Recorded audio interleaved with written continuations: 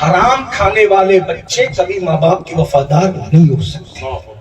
کتنے بھی بڑے اسکول میں ڈال دو, کتنے بھی بڑے مدرسے میں ڈال دو, کتنی بھی ان کی تربیت کر لو, جن کا خون حرام سے بنا ہے وہ کبھی ماں باپ کے وفادار نہیں ہو سکتے, ماں باپ کے فرما بردار نہیں ہو سکتے.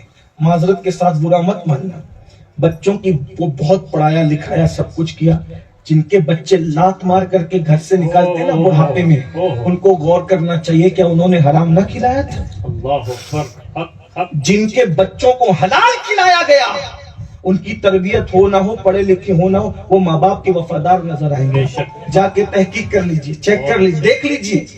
آپ کے بچے جتنی بڑی بڑی اسکولوں میں پڑھتے ہیں, علماء کے بچے اتنی بڑی اسکولوں میں نہیں پڑھتے, لیکن علماء کے بچے آپ کو جتنے مؤدب نظر آئیں گے وہ اوروں کے بچے نہیں. وجہ کیا ہے؟ کہیں نہ کہیں حرام کی شمولیت ہے. میں یہ نہیں کہہ رہا سب حرام کرنے لگے, یہ نہیں. جہاں حرام ہوگا وہاں وفاداری نہیں ہو, جہاں حرام ہوگا. ایک بات مجھے یاد آئی, حلال و حرام بات بڑی خوبصورت سی یاد ہے.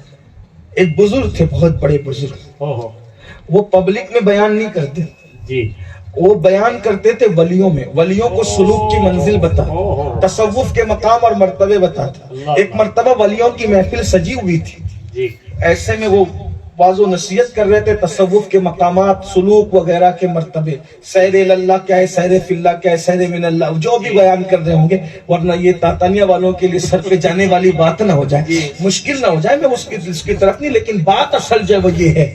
ایسے میں کیا ہوا کہ قریب میں کچھ بچے کھیل رہے تھے, ان میں سے بچے کھیلتے کھیلتے اچانک گیند اڑ کر کے محفل میں آ گئی. سب بچے چھپ گئے, سب کے بچے چھپ گئے.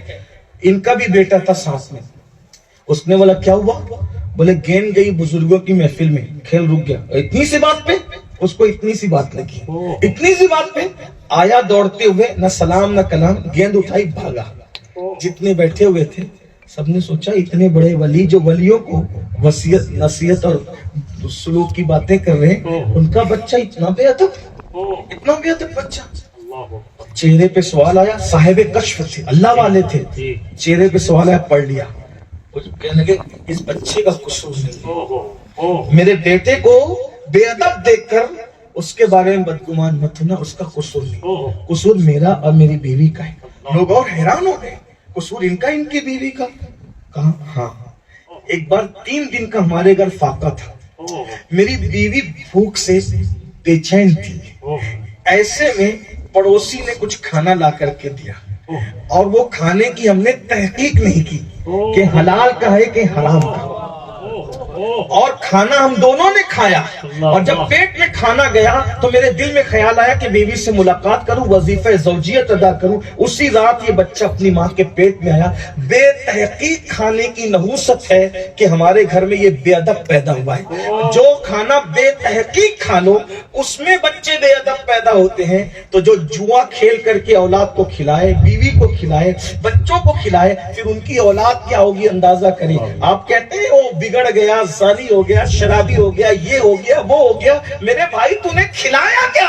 تجھے پتا ہے اللہ اکبر, سلطان ابراہیم نور بخشی کے گھر میں جب بچہ ماں کے پیٹ میں آیا تو سلطان نور بخشی نے اپنی بہن کو کہا, بہن میری بیوی پر جو ہے تم پیرا رکھنا, خبردار حرام لقمہ اس کے پیٹ میں پہنچنے نہ پائے. حرام تو حرام ہے, کوئی مشکوک ڈاؤٹ فل لقمہ بھی میری بیوی کے پیٹ میں پہنچنے نہ پائے. بہن نے کہا بھائی کیوں؟ تو کہا کہ میرا بچہ اس کے شکم میں آ گیا ہے, اگر ڈاؤٹ فل یا حرام کھائے گی تو بچہ ویسا نہیں ہوگا جیسا میں چاہتا ہوں. اور پھر اپنی بہن کو متعین کیا, اور پھر اس گھر میں جو بچہ پیدا ہوا ان احتیاط کی برکتیں تھی, اسی بچے کو دنیا نے سرکار مخدوم اشرف جہانگیر سنگھ کے نام سے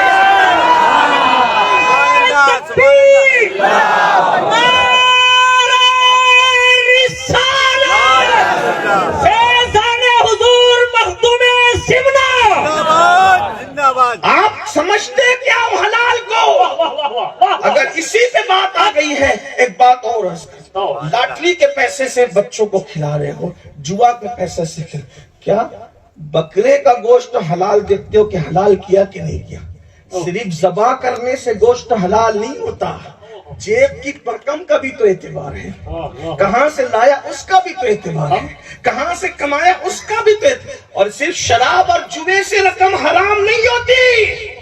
अगर आप किराना दुकान लेके बैठे हैं और झूठ बोल के कारोबार कर रहे हैं तो वो भी तो हराम, धोखा दे रहे हैं वो भी तो हराम है। बताइए तो सही। मैं तो लोगों को इतना कहता हूँ, कुछ लोगों को तकलीफ है इस्लामी माशरा के जलसे बहुत होते हैं, मैंने कहा बिल्कुल बंद करो इस्लामी माशरा के जलसे, और बंद हो जाएंगे। सिर्फ एक काम करो, पूरी कौम हलाल को लाजिम पकड़ लो, न लोग बिगड़े पैदा होंगे न इस्लामी माशरा के जलसों की जरूरत पड़ेगी। और ये माँ के पेट से बच्चे बिगड़े पैदा हुए, रुके लुकमई से में, लुकमई से बाबा फरीद रहमतुल्लाह अलैह की अम्मी जान जवानी में बेवा हो गई थी, और उनका खानदान बादशाहों का खानदान था। भाइयों ने कहा बहन तुम और तुम्हारा बच्चा हमारे घर आ जाओ, कहा मुझे बच्चा बिगाड़ना नहीं है, तो जो मुझे बच्चा बिगाड़ना नहीं है। कहा क्यों? कहा तुम लोग बादशाह की औलादें हो ना, बादशाह क्या नौकरियां करते हो ना, बादशाहों के हलाल हराम नहीं देखा जाता। मैं अपने बच्चे को चरखा काट के खिलाऊंगी, मैं अपने बच्चे को फाके से रखूंगी, लेकिन डाउटफुल लुकमा उसके पेट में जाने नहीं दूंगी। अंदाजा करें। और फिर वही शहजादा जिसे दुनिया बाबा फरीदुद्दीन गंज शकर कहते, ये हलाल लुकमे की बरकतें हैं। आज हमारे बच्चे नमाजी भी नहीं है। अगर मेरी जान बख्शी हो तो मैं ये बात हक के तौर पे कह दूं, दीनदार बाप के यहाँ भी बच्चे नमाजी नहीं है। मजहबी तबके के घरों में भी बच्चों में शराफत नहीं है, इल्ला माशाअल्लाह। क्यों? इसलिए कि सबका लुकमा चेक करो। मुझे तो कभी कभी फिक्र ये होती है कि लोग हम लोगों को भी पता नहीं कहां का लेके जाए, हमें पता भी नहीं होता किसका जुए का धंधा है, इसका सूद का धंधा।